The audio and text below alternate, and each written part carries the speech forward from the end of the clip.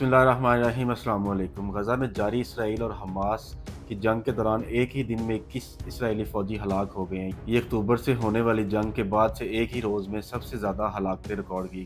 اسرائیل کی فوج کے ترجمان ریئر ایڈمرل ہنگاری نے منگل کو صحافیوں کو بتایا کہ 21 اہلکار ایک ہی دھماکے میں ہلاک ہو گئے ہیں۔ ان کے بقول عسکریت پسندوں نے ایک ٹینک پر راکٹ فائر کیا اور اسی وقت قریب 2 عمارتوں میں دھماکہ ہوا جہاں فورسز نے عسکریت پسندوں کو تباہ کرنے کے لیے دھماکہ خیز مواد نصب کر رکھا تھا اور یہ عمارتیں فوجیوں پر گر گئیں۔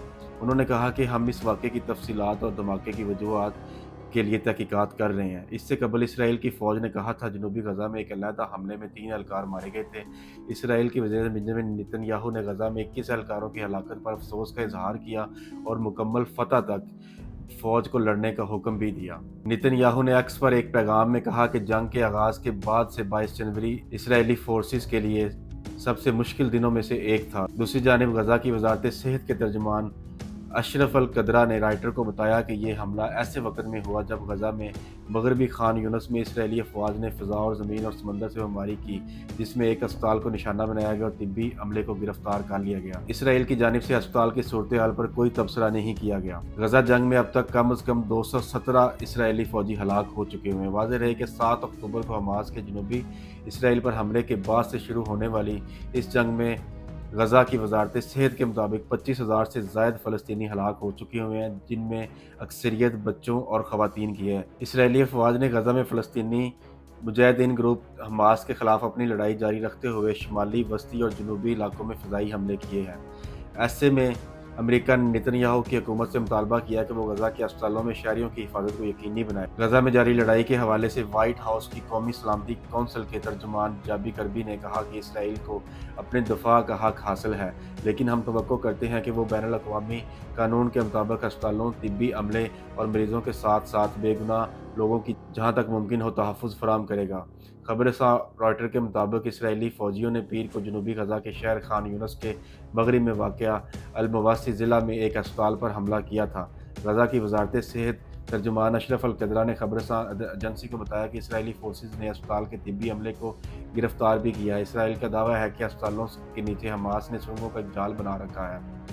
اسرائیل نے حماس پر شہریوں کو خطرے میں ڈالنے کا الزام عائد کرتے ہوئے کہا ہے کہ حماس جان بوجھ کر ہسپتال کے اندر اس کے آس پاس کام کرتا ہے۔ امریکہ، برطانیہ اور یورپی یونین نے حماس کو ایک دہشت گرد تنظیم قرار دے رکھا ہے۔ غزہ میں جاری اسرائیل حماس جنگ کا اثر خطے کے دیگر علاقوں میں بھی دیکھا جا سکتا ہے۔ فلسطینی عہدیداروں کا کہنا ہے کہ اسرائیلی فوجوں نے جو غزہ کی اب تک کی سب سے ہلاکت خیز جنگ میں مغربی خان یونس کے اندر پیش قدمی کر رہی ہے، پیر کے روز ایک اسپتال پر دھاوا بولا ہے اور دوسرے کا محاصرہ کر لیا ہے اور یوں زخمیوں کے علاج کے لیے راستے بند ہو گئے ہیں۔ فلسطینی ہلال احمد نے بتایا کہ ٹینکوں نے خان یونس میں ایک اسپتال العمل کو بھی محاصرے میں لے لیا ہے، جو امدادی ایجنسی کا ہیڈ کوارٹر ہے، اور اس کا وہاں اپنے عملے سے رابطہ منقطع ہو گیا ہے۔ International federation of red cross اور ہلال احمد کے ترجمان ٹوماس اوڈیلا نونگا نے بتایا کہ اسپتال کے گرد جو کچھ ہو رہا ہے اس کے بارے میں ہم سخت پریشان ہیں۔ ان کا کہنا ہے کہ ایمبولینس گاڑیاں نہ اندر جا سکتی ہیں اور نہ وہاں سے باہر آ سکتی ہیں، اور ہم علاقے میں لوگوں کو ہنگامی بنیاد پر کوئی علاج معالجہ فراہم نہیں کر سکتے۔ اسرائیل کا کہنا ہے کہ حماس کے جنگجو ہسپتال کے اندر اطراف میں کارروائیاں کر رہے ہیں، جس کی حماس اور طبی عملہ تردید کرتا ہے۔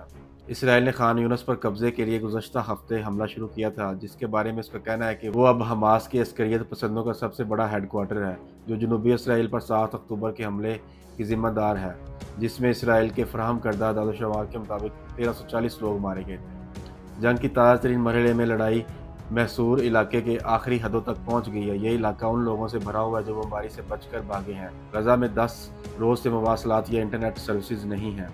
النصر ہسپتال، جو خان یونس کا سب سے بڑا اور واحد ایسا ہسپتال ہے جو قابل رسائی ہے اور اب بھی کام کر رہا ہے، اس کے ٹراما وارڈ میں زخمیوں کا ہجوم ہے جو زمین پر پڑے ہیں جہاں اس کا علاج ہو رہا اور فرش خون سے لتڑا ہوا ہے۔